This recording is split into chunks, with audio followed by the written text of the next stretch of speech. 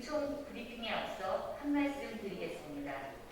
각 정당 내에서 진행되는 경선을 포함해 대통령 후보의 선거 경쟁 과정에서 언론과 경쟁 후보 또는 경장 어떻게 다시 예, 다시 할게요. 죄송합니다. 네. 잠시만요. 녹화되는 줄 알고 시작했다. 예, 방금 갑자기 생긴 게 많아서 죄송합니다. 네. 처음부터 다시 할게요. 잠깐만요.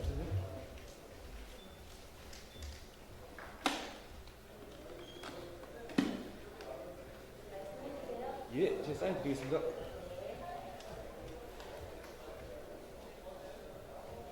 준비되셨어요? 지금 하시려고. 되신 거죠? 예, 됐습니다. 정의당 원내 수석 부대표 이은주입니다.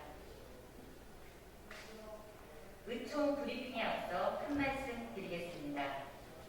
각 정당 내에서 진행되는 경선을 포함해 대통령 후보의 선거 경쟁 과정에서 언론과 경쟁 후보 또는 경쟁 정당 등에 의해 이루어지는 다양한 검증을 미국에서는 대통령 후보에 대한 정치적 MRI라고 말합니다.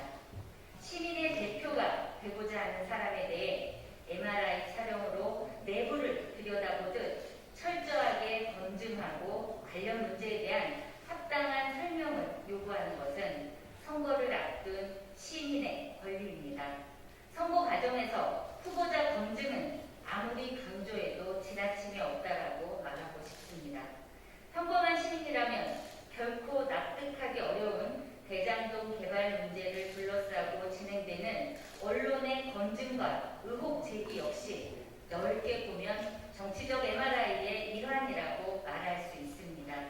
공격을 받는 쪽이 무조건 적대적 언론의 가짜뉴스나 상대 당의 모략으로 치부해 합당한 설명을 회피해서는 안 된다고 생각합니다.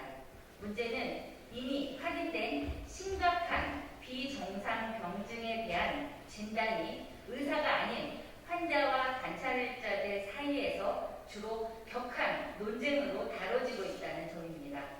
병은 의사에게, 약은 약사에게라는 말이 있듯 이 문제는 이제 정치적 공방 차원을 넘어 실체적 진실을 밝히는 대로 신속하게 나아가야 합니다. 신속하고 정확한 수사를 통해 증거와 범죄 내용으로 말해야 합니다. 정의당은 이번 대장동 개발사업 특혜 의혹은 정관계와 법조계에 걸친 부동산 투기 카르텔이 저지른 게이트로 규정하고 특임 검사에 준하는 특별수사본부를 통한 수사를 포함해 검경, 공수처 등 사법기관 합동의 정확하고 신속한 수사를 당론으로 정한 바 있습니다. 문제는 복잡하게 보이지만 이번 사건은 연관된 자들이 많지 않아 신속한 계좌 추적을 통해 자금 흐름을 파악하고 사업 계획과 인허가 과정의 비리 문제 등을 파악하면 사건의 진상은 어느 정도 분명하게 드러날 수 있다고 생각합니다. 거대한 권력형 비리인 만큼 수사의 세기와 속도가 중요하다는 것이 정의당의 입장입니다. 수사가 지체되거나 좌고우면할 이유가 없습니다. 대선을 앞둔 우리 시민에게 정말 필요한 것은 대선 후보의 머릿속에 무엇이 있는가입니다.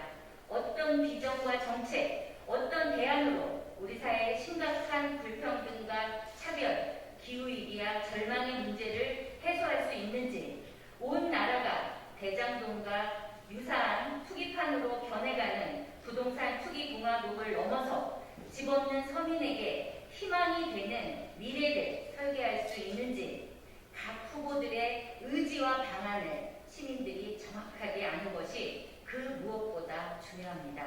바로 이것이 정치적 MRI를 대장동에만 묶어둘 수는 없는 이유이며 더 넓은 분야의 공적 토론이 더 많이 필요한 이유입니다. 언론중재법 관련해서 한 말씀 드리겠습니다. 오늘 의총에서 언론중재법 관련한 논의가 있었습니다. 오늘 11시부터 국회의장 중재하에 교섭단체 양당 간의 언론중재법 개정안 관련 협의가 진행되었습니다. 어떤 논의가 이루어지고 있는지는 블라인드에 가려져 있습니다. 최근 대장동 사건이나 검찰 수사 사주 의혹에서도 볼 수 있듯 권력이 연관된 비리와 부패를 드러내고 공론화하는 언론의 역할은 너무나 중요합니다. 대장동 사건을 비롯한 최근의 사례들은 언론의 자유가 민주주의에서 왜 중요하고 지켜져야 하는지 보여주는 살아있는 증거라고 생각합니다. 정의당은 독소 조항이 여전히 남아있는 채로 법안이 상정되는 것도, 양당끼리 짬짬이 합의로 문구 몇 개 수정해서 누더기가 된 법안으로 상정되는 것도 인정하기 어렵습니다. 민주당이 언론 표현의 자유를 제한할 여지가 다분한 추상적이고 모호한 조항들을 포기하지 않는 것부터 언론 개혁에 저희가 의심되는 상황입니다. 양당 협의체가 진행되는 동안 민주당이 일부 수정안 안을 다시 제안했지만 오히려 더 추상적인 안으로 협의체 자체가 민주당의 면피용, 시간 끌기용 아니었다는 지적도 나오고 있습니다. 언론은 당사자들뿐만 아니라 유엔 의사표현의 자유 특별보고관을 포함한 여러 국제단체들 모두 발벗고 나서서 언론중재법 개혁안을 반대하고 있습니다. 우리 국회가 국제사회의 조롱을 받는 전례 없는 언론 악법을 만드는 일만큼은 해서는 안 될 것입니다. 우리는 비록 배제되어 있지만 언론중재법을 거대 양당이 어떻게 다루고 있는지 똑똑히 볼 것이며 언론 자유를 요구하는 시민 결사체들과 함께 대처해 나갈 것입니다. 이상입니다.